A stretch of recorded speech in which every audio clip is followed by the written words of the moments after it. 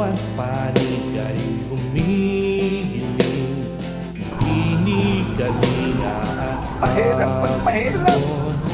Ating bigsin ang sarili, tumayo at sabihin, hindi napapayag sa mali at sa diwali.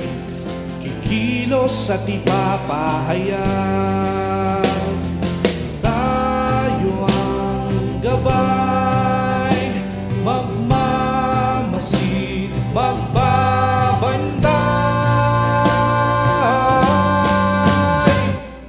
Tumugon sa tawag ng panahon, nito'y sa atin karehiyon. Umukit ka ng bagong tadhana, yakapin ang pagkakataon. Ating itinig ang sarili, magsuri, mag-aral at makialam. Balitahan na Kababayan ang maaaring makakuha ng bagong kamalayan. Bayan, nito na ang panahon, ikaw ang sandata ng pabangon. Ibabalik at ipapahayag, ng bayan sa iyo'y tumatawag. Tayo ang gabay, magmamasid, magbabantay.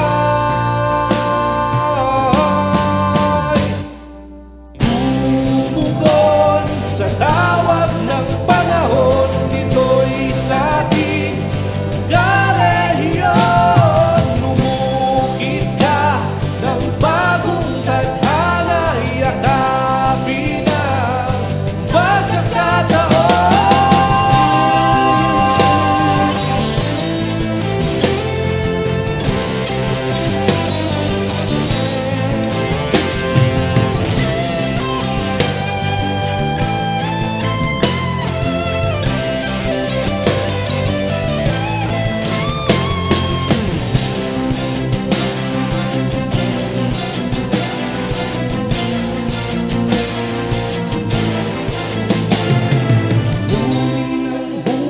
Sa buti ng araw, karehiyon.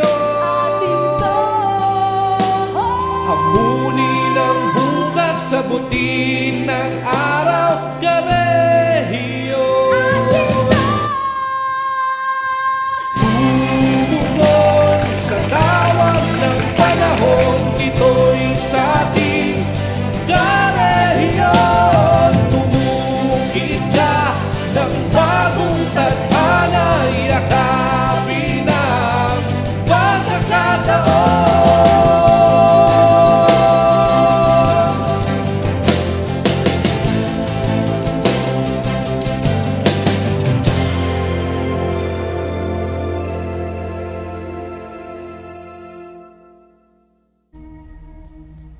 Malaki ang epekto ng fake news sa ating lipunan dahil maaaring dito nakasalalay ang buhay, kapayapaan at kalusugan ng mga mamamayan. Napakahalaga na tayo ay maging mulat kung paano natin mapaghambing yung katotohanan sa maling impormasyon.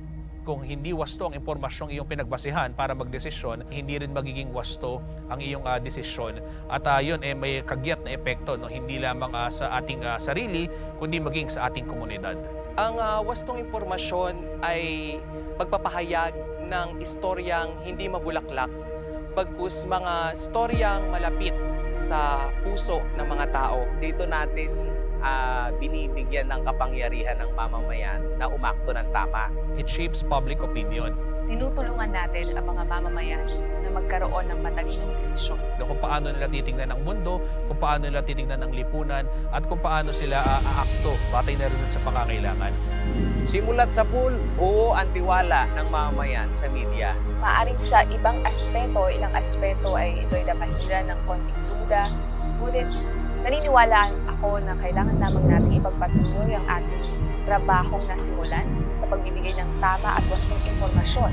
Mas maganda na paigtingin natin yung magandang daloy ng pagbabalita dahil pag nasira na yung komunikasyon, ito na yung ugat kung paano o hindi nga ba nagkakaintindihan yung lipunan. I-educate natin yung mga taong pwede pa nating ma-educate upang sa gayon hindi sila mabiktima nga nitong tinatawag nating peking impormasyon o fake news. Dahil ang media hindi lamang po sumasalamin sa kung ano nangyayari, kundi siya rin ang nagsasabi kung ano ang katotohanan sa kasinungalingan. Ito'y malinaw at may direksyon at higit sa lahat nakabase sa katotohanan.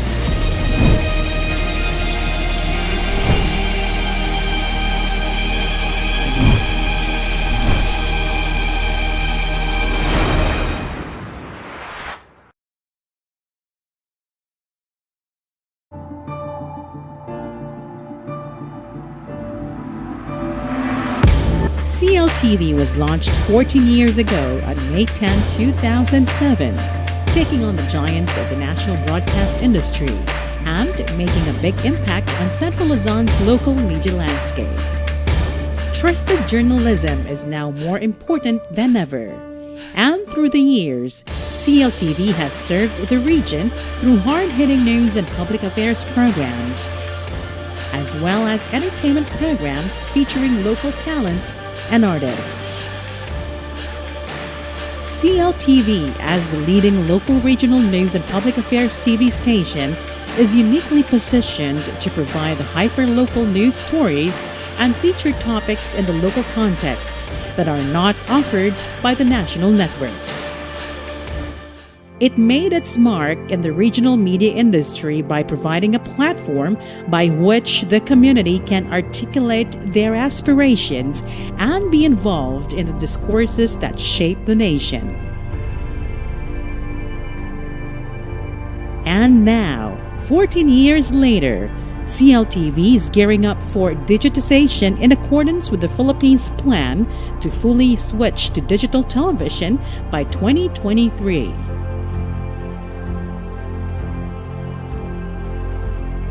CLTV has invested in new upgrades as part of its digitization plan, starting with production equipment and digital mobile news gathering system, the studio and master control rooms, switchers, studio to transmitter link, layout servers, and the antenna system. But while the shift to digital is ongoing, the network would not be shutting down its analog terrestrial transmissions in Central Luzon just yet, ensuring that no one will be left behind.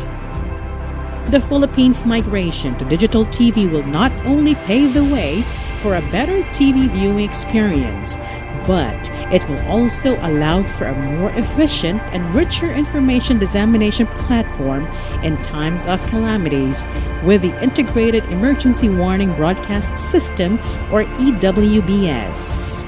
51% of Metro Manila's households now own a digital terrestrial television box, while 16% of the total Philippine households now tune in to their favorite television shows using the new technology.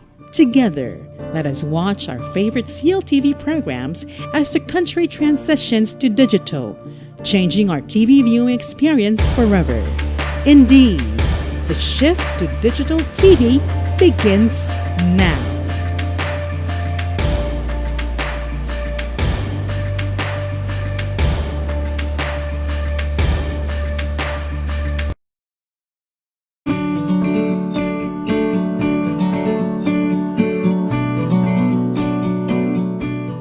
Magandang araw po sa inyo. Ika-14 na anibersaryo na po ng CLTV ngayong Mayo. At marami po sa inyo ang bumabati sa aming himpilan. Maraming salamat po. Maraming salamat, hindi nyo kami iniwanan. Mula sa unang taon namin sa ere noong 2007 hanggang ngayong ika-14 na taon ng CLTV ngayong 2021, nandyan pa rin kayo. Ipinagdiriwang natin ang ika-14 na anibersaryo ng CLTV na tigib ng pag-asa sa kabila ng pandemya. Mula nung isang taon Hanggang ngayon, hindi kami tumigil sa paghahatid ng totoo, wasto at pagkakatiwalaang balita at impormasyon. Alam namin kung gaano ninyo inaasam-asam at inaabangan ang mga balita tungkol sa ating probinsya, tungkol sa ating mga bayan, tungkol sa ating region, sapagkat napakadelikado nga naman ng panahon. Dahil sa COVID-19, bumilis naman din ang paggamit natin ng modernong paraan ng pag-broadcast. Digital na ang pagbabalita. Hindi nyo na lang kami napapanood sa TV, nasa social media na rin kami. Maraming pinagkukunan ng balita at impormasyon at isa sa pinili ninyo ang CLTV. Kanya nagpapasalamat kami sa inyong pagtakinig. Makakaasa po kayo na patuloy kaming maghahatid ng makabuluhang paglilingkod sa pamamagitan po ng aming mga dekalidad na programa na maaari ninyong mapanood kung kailan nyo gusto, kung saan nyo gusto, kahit saan, anumang oras. Muli, maraming salamat po sa inyong pagpangkilik at sa inyong pagbati sa aming ika-14 na anibersaryo.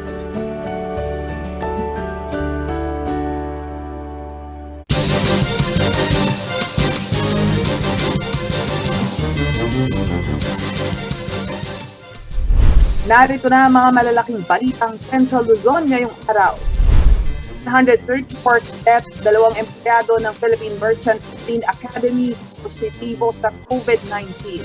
Lockdown ipinatupad. Bagsak na kita ng Mabalacat Water District na puna ng COA. Minimum wage earner prioridad sa rollout ng bakuna para sa E4 eligible group ayon sa DOLE. At mga taga-NCR bubble, maaari ng pamasyal sa mga MGC2 areas. Maya Pabay, Pampanga, magandang gabi Central Luzon. Ako si Nicolette Emson Ison. Narito na ang mga nangunat upang balita ng CLTV News. 134 at 2 empleyado ng Philippine Merchant Marine Academy sa Zambales ang tinamaan ng COVID-19 dahil sa nangyaring outbreak. Kasalukuyan naka-lockdown ang nasabing maritime camp. Puspusa naman ang implementasyon ng stricter health protocols para hindi kumalat ang virus sa loob at labas ng pasilidad. Para sa kabuuang detalye, narito si Rainiel Pawid. Rainiel. Yes, Nicolette, ako dyan, under lockdown nga ngayon ng Philippine Merchant Marine Academy sa San Narciso, Zambales. Matapos magpositibo ang 134 cadets at 2 empleyado nito.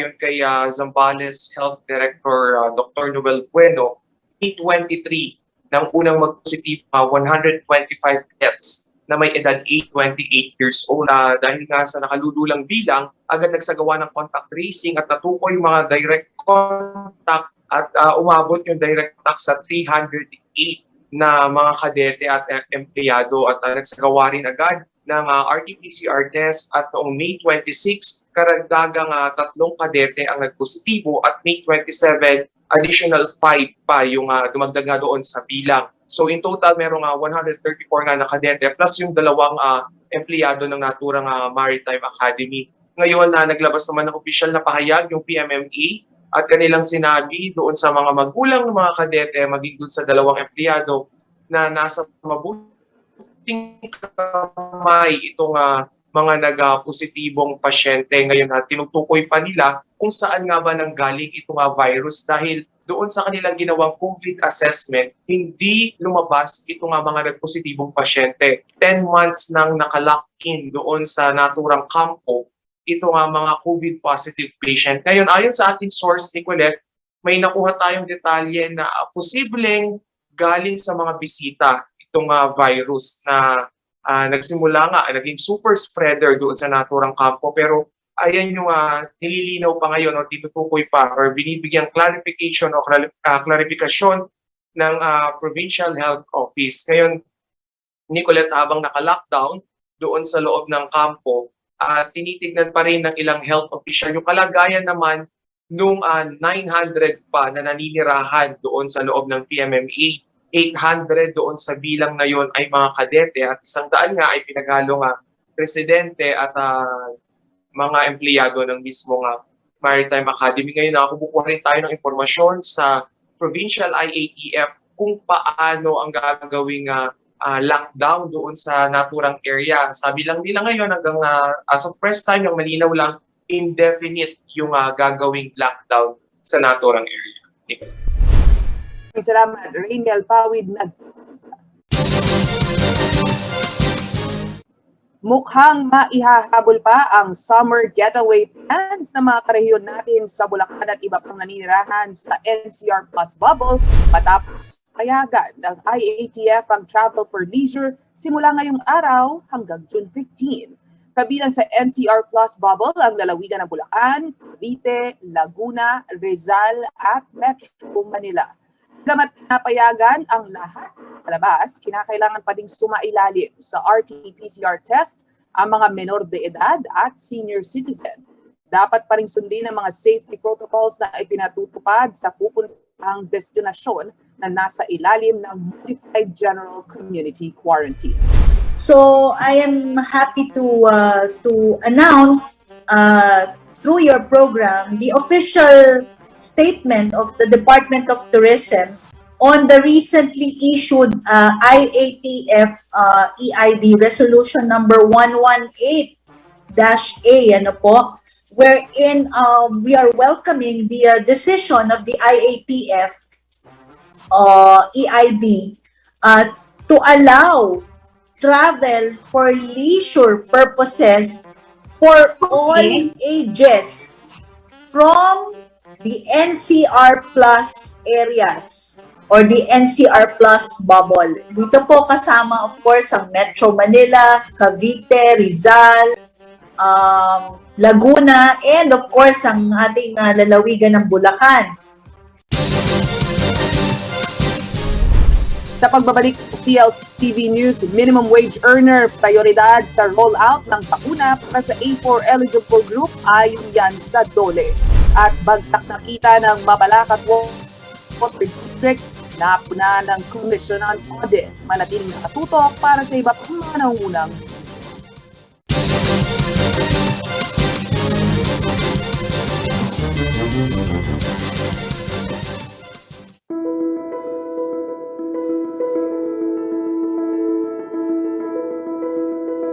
My warmest congratulations to CLTV 36 on its 14th year anniversary. CLTV 36 was conceptualized by our late founder, Levi Pilaus, who wanted to further serve the region through television. At that time, having a TV did not seem to be a compelling idea, since the Laos Group has already a radio station through our RW 95.1, which actually played a critical role during the Mount Pinatubo eruption in the 90s. The family also later partnered with a Cebu-based publication that now provided community daily news through Sunstar Pampanga. The decision to put up a regional TV station was not primarily because of additional business, but it was to further promote economic growth in Central Luzon. The station was envisioned to serve as a vehicle to continue the advocacy of LPL, which is to develop the countryside. On the onset, the road was not easy for CLTV 36. 14 years later, CLTV 36, through the leadership of Sonia Soto and Billy San Juan, has become one of the most sought-after news source in the region, yet again during this pandemic. It has become an enabler of public good through its relevant and informative programs. Also recognized and continuously received awards. The Laos Group has reaffirmed its commitment to the community that education will continue during this season of COVID-19. Therefore, we partnered with the Department of Education and of course our local government in making sure students will have access to learning, and this is something we are proud of. Most importantly, these projects and partnerships we've made possible because CLTV 36 was successful in pivoting to make news more relevant and more accessible. The digital presence of CLTV has contributed immensely in bringing news not only locally but to our OFW kabalans. We are one with the station's advocacy to bring credible, relevant, and timely news and information to the viewers and stakeholders. And so, to the men and women of CLTV 36, maraming salamat sa patuloy na serbisyo para sa ating mga karehiyon. Mabuhay kayong lahat.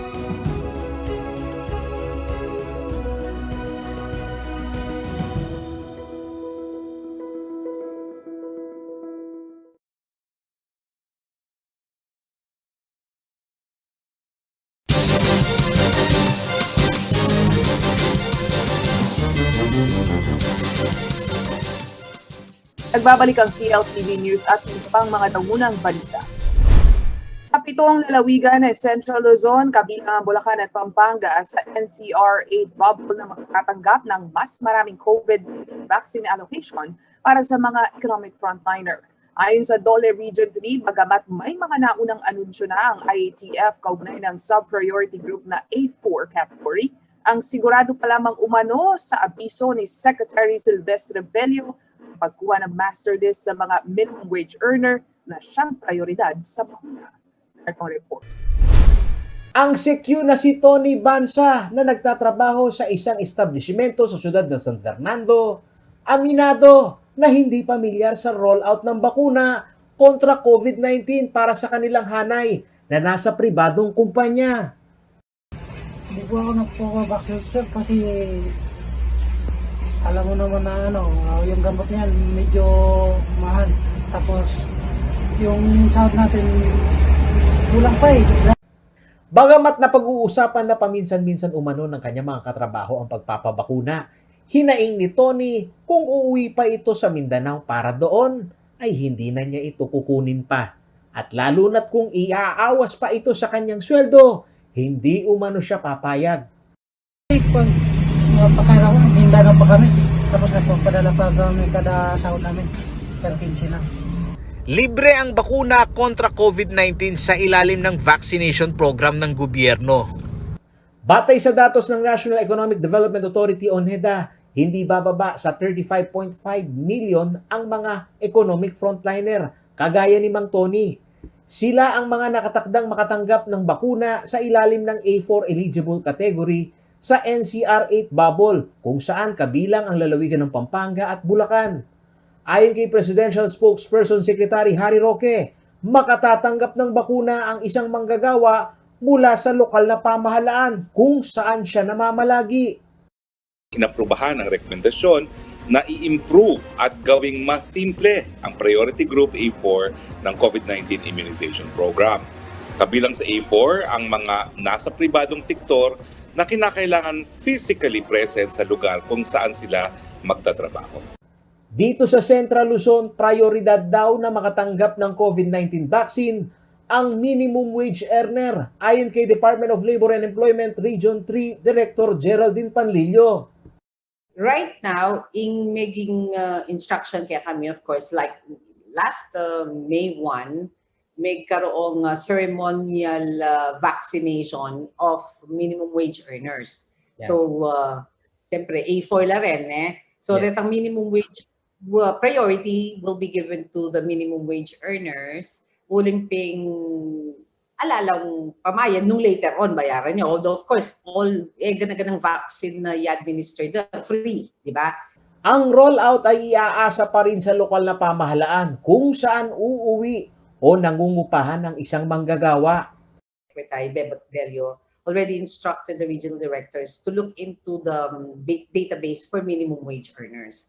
So at this time, Oitapamo, that is the instruction given to us. And then, of course, we have been doing coordination with the local government units because there is no other vaccination than that is being provided by the LGU through the DOH. Ayon kay Direktor Panlillo, may inisyatibo na rin kasi ang ilang pribadong kumpanya na sumali sa pagbili ng bakuna at layo ng Dole na siyasatin ang vaccination program ng mga ito. Then another thing, we are encouraging the private sector to also give their own programs, no? Encouraging them that they also should have their vaccination program for their workers. In fact, some of the private companies, they are providing yung workers nila together with the dependents. Ayon sa DOLE, tutulong sila sa master listing ng mga lokal na pamahalaan at alinsunod sa IATF resolution na hindi maglilimita sa mga kumpanyang walang kakayahan na bakunahan ang mga empleyado. Paulo G. Santos, CLTV News. Sinita ng Commission on Audit o COA Region 3 ang Mabalacat City Water District dahil sa kapuna-puna nitong pagbagsak ng kita matapos pumasok sa joint venture agreement sa kumpanyang Prime Water.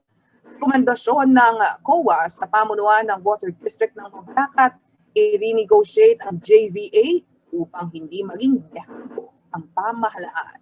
Darito ang ulat.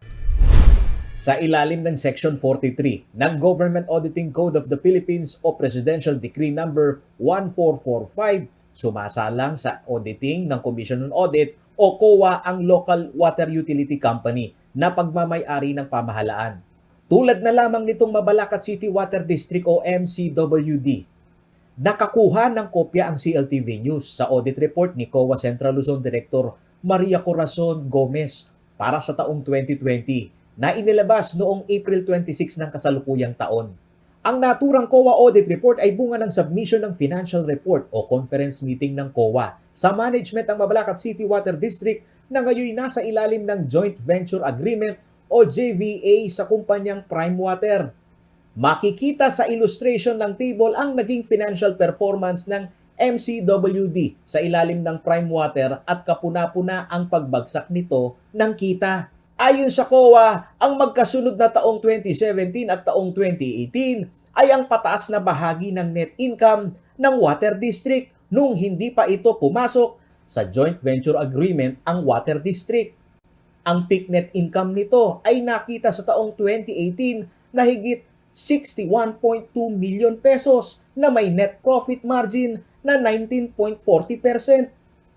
7 buwan matapos pumasok sa kasunduan o JVA sa Prime Water, bumulusok pababa ang kita nito ng 42.34% sa taong 2019 o mula sa 61.2 million pesos net income, bumagsak ito ng 35.3 million pesos.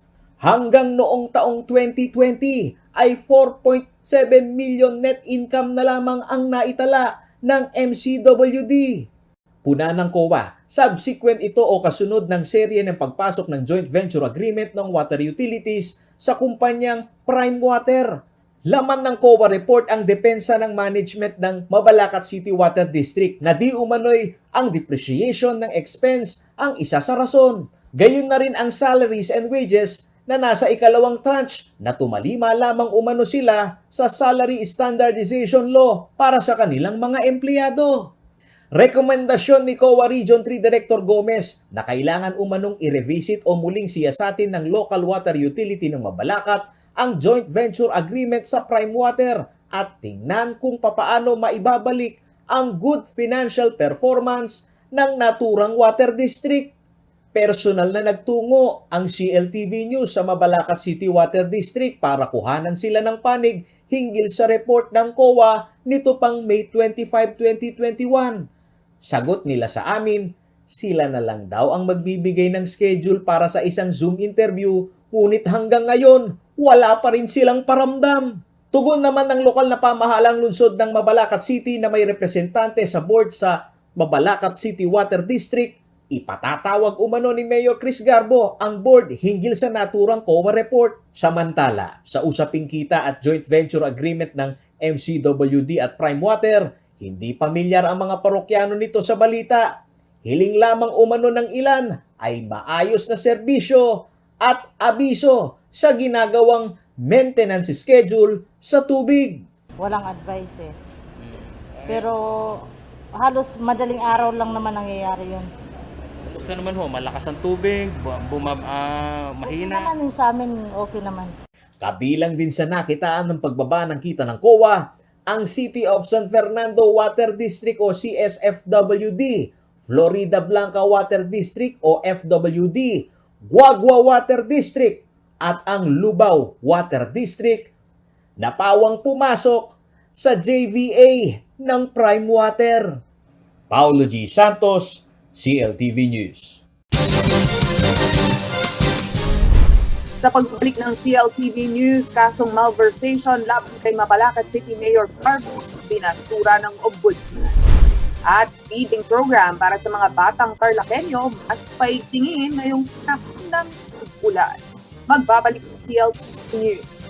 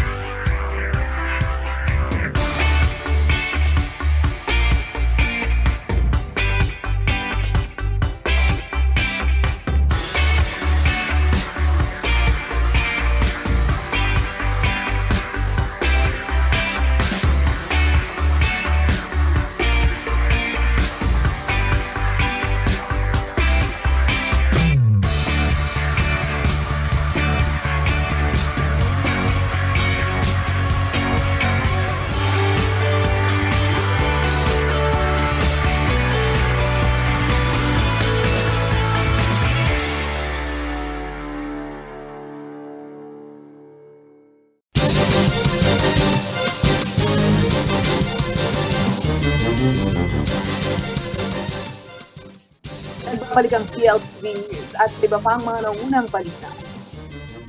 Lack of merit. Ito ang naging hatol sa preliminary investigation ng Office of the Ombudsman sa kasong malversation of public funds. Isinampa kay Mayor Crisostomo Garbo at opisyal ng Mabalacat City Government. Ayon sa talagbayan, walang basehan ang petitioner sa inihabang kaso laban sa alkalde noong panahon ng nakaraang kampanya. Narito ang detalye. Hindi umano bababa sa 3,000 ang nasa kategoryang job order at casual workers sa pamahalaang panglungsod ng Mabalacat sa Pampanga. Sa gitna ng pandemya na apektado ang local revenue collection ng lungsod, pinanatili umano ang employment mula sa mga street sweepers, traffic constable, market aid at maintenance workers mula sa iba't ibang departamento ng city government. Dito kasamang nairegular na may nakukuhang sweldo ang mga maintenance workers ng Mabalacat Old Public Cemetery, tulad na lamang ni Mang Antonio Tony Lampano. Siya ay kabilang sa 18 job order o JO personnel sa sementeryo na nagkaroon ng regular na income tuwing senas at katapusan. Iyon ay sa kabila ng pandemya. Sumala yung sahod namin dahil kahit pandemic. Hindi pwedeng hindi ka po magtrabaho dahil yung apo ko po nandun sa bahay ko. Iniwanan po ng asawa niya. Para sa ilang kasamahan ni Mang Tony na may kanya-kanyang pamilyang inaalagaan, ang kabuhayan sa sementeryo ay nakadepende sa bilang ng mga inihahatid sa huling hantungan. Kaya ang naiprogramang magkaroon ng administrasyon sa maintenance ng Old Public Cemetery ay isang malaking oportunidad sa kanilang mga manggagawa. Ito ay pinatotohanan ni Mang Juanito Coronel na isang sepulturero. Yung araw-araw, nag-iintay kami ng may libing para may kita. Pag walang libing, walang kita. Sa usapin ng ghost employee, paniwala ni Mang Juanito, wala sa kanilang hanay na sumasahod ngunit hindi nagtatrabaho. Ay, dito sir, yung mga nagtatrabaho rito, walang ghost employee, talagang nagtatrabaho sila. Taong 2019 sa kasagsagan ng kampanya noong midterm election, inakyat sa Office of the Ombudsman ang kontrobersiya sa mga job order personnel ng Mabalacat City. Kinasuhan ng malversation of public funds si Mayor Chris Garbo at ilang opisyal ng Mabalacat LGU dahil sa di umano'y special rate ng 300 JO employee at hindi pagpapasahod sa higit 2,000 JO personnel. Lack of merit naman ang naging resolusyon ni Cristil May Senahon, ang Graft Investigation and Prosecutor Officer 1 ng Office of the Ombudsman. Inilabas ang desisyon noong pang January 27, 2020, subalit formal itong tinanggap ng kampo ni Garbo nito lamang ika-4 na linggo ng Mayo 2021.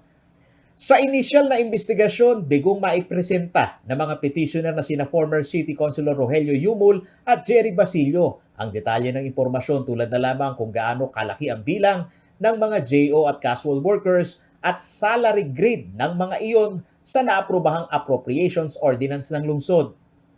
Para sa alkalde ng Mabalacat, hustisya ang nanaig sa kasong naging hamon sa kanila na paigtingin ang transparency at accountability ng kada departamento na nagkaroon ng bukas na oportunidad na employment para sa mga JO personnel.